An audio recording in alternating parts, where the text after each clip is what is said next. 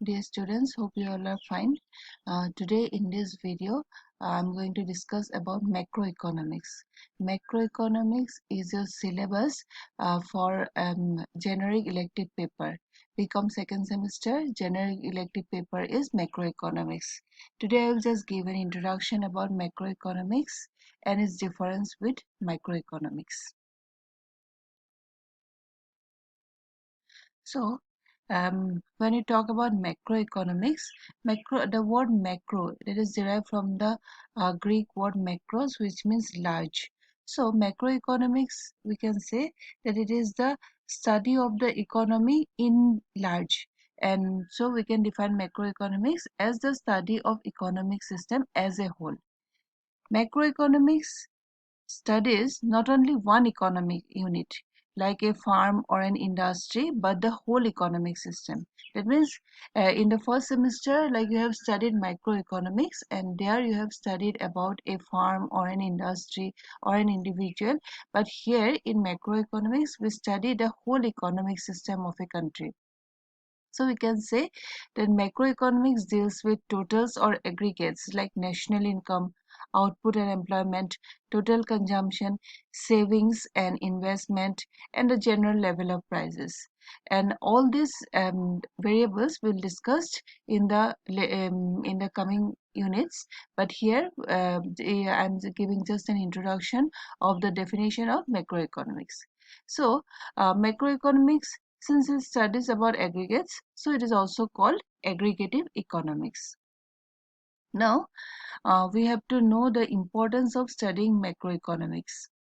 So the first importance is macroeconomic analysis is of paramount importance in giving us an idea of the functioning of an economic system. Since it studies the economy as a whole, about the national income, about the general price levels. So it is important for us to study macroeconomics to have an idea of the functioning of the whole economic system. The second importance is it is important for the formulation of economic policies. Since, as I have mentioned earlier, that macroeconomics studies the economy as a whole, about national income, gross domestic product, gross national product. So, it will help in the um, formulation of economic policies. Then, the study of macroeconomics is also essential for the proper understanding of microeconomics. You say we have studied microeconomics in your first semester generic elective as generic elective subject. So it is also, macroeconomics is also important for proper understanding of microeconomics, because microeconomic law cannot be framed without the study of the aggregates. We have to know the aggregates, then only we can study microeconomic laws. Then, the theory of economic fluctuations can be understood and built up only with the help of macroeconomics. You have one unit for the study of economic fluctuations, that is inflation, deflation.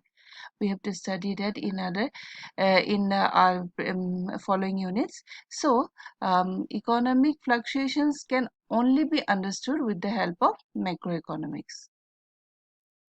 Macroeconomic approach is of utmost importance to analyze and understand the effects of inflation and deflation. That I have already said, that economic fluctuations, inflation and deflation can be understood or analyzed only with the help of macroeconomic theories. It is the study of macroeconomics which has brought forward the immense importance of the study of national income and social accounts. That is, because of macroeconomics, we could understand that the study of national income, study of social accounts are very, very important. Then, as a result of advanced study in macroeconomics, it has become possible to give more attention to the problem of development of the underdeveloped countries. That means we have to give importance to the development of the underdeveloped countries. We in the underdeveloped countries has so much to do, has so many problems to solve, and that can be done only through advanced study in macroeconomics. So now we'll go to the difference between microeconomics and macroeconomics. Microeconomics you have studied in the first semester and you have an idea about what is microeconomics. Microeconomics is the study of individual units, as we all know. Individual and macro is the study of the economy as a whole. The word micro implies small and macro implies large. So now we'll go to the differences between microeconomics and macroeconomics, because without knowing the difference between micro and macroeconomics, we cannot move forward to the other topics of macroeconomics. So here now I'll start with the differences between microeconomics and macroeconomics. You see, as I have mentioned, the first difference is microeconomics studies the individual units of the economy, like a farm, an individual, a market, an industry. Okay, but macroeconomics deals with aggregates like national income, aggregate savings, gross domestic product, gross net product. All these are included under macroeconomics. Then, the objective of microeconomics is to study the principles, problems, and policies concerning the optimum allocation of resources. That means how resources are allocated optimally or ideally. That is the study of objective of the study of microeconomics. But in macroeconomics, we study the problems, policies and principles relating to full employment of resources and growth of resources. That means how resources are employed fully or applied fully, and how resources are applied for the growth, and all that is studied in macroeconomics. Then the subject matter of microeconomics deals with the determination of price, consumers' equilibrium, distribution and welfare, etc. In the earlier semester, you have studied how price is determined under in an industry or in a farm, or how equilibrium is established for a consumer or for a farm or for an industry. That you have studied in microeconomics in the earlier semester. And here you will study that the subject matter of macroeconomics is full employment, national income, general price level, trade cycles, economic growth, etc. All these are included in the study of macroeconomics. Laws of microeconomics are formulated by taking some assumptions. With the help of these assumptions, micro laws establish relationship between the causes and effects of economic phenomena. That means while studying any law or theory of microeconomics, certain assumptions are taken. Without taking assumptions, microeconomic laws cannot establish the causes and effects of economic phenomenon. In macroeconomics, economic elements are categorized into aggregate units like aggregate demand, aggregate supply, total consumption, total investment, etc. The interdependence among these economic factors is also studied in macroeconomics. That is in macroeconomics, normally there are no assumptions. There are exceptional cases, but in microeconomics, assumptions are compulsory, but in macroeconomics, it is not so.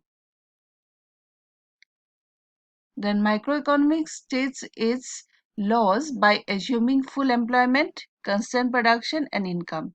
You must have studied in the microeconomic laws that we have to assume that there is full employment in the economy, or the production will remain constant during the course of the study. Income will remain constant during the course of studying this theory. These are the assumptions that are taken in case of microeconomics.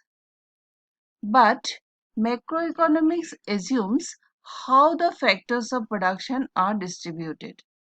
Factors of production, that is land, labor, capital, organization, how these are distributed, that is only assumed by macroeconomics. Microeconomics studies the equilibrium between the forces of individual demand and supply, or market demand and supply. That means equilibrium between individual demand and supply, market demand and supply, all these are studied under microeconomics. But macroeconomic analysis deals with the equilibrium between the forces of demand and supply of the whole economy. That is, you can say that microeconomics is concerned only with individual demand and supply or a particular market demand and supply. But macroeconomics is concerned with the demand and supply forces of the whole economy. So we can say that when we study about macroeconomics, we have to have a previous knowledge of microeconomics also. We have to know what is microeconomics. Only then we can go to macroeconomics. Or it is the reverse. We have to know macroeconomics in order to know microeconomics. So both are interdependent on each other. And that is the primary requirement for studying macroeconomics or microeconomics. I hope you have cleared all your concepts regarding microeconomics in your previous semester. So in the next video that I'll provide you, I will I will start your syllabus. I'll go to the units that are provided under macroeconomics general elective course paper for BCom second semester. Thank you very much. In case of any query, any doubt, you can message me privately in my WhatsApp number, or you can mail me in my email ID. I have provided all this in my last slide for your convenience. And thank you very much for watching this video. Um, I hope I could clarify some of your doubts or some of your um, queries regarding macroeconomics. Thank you very much.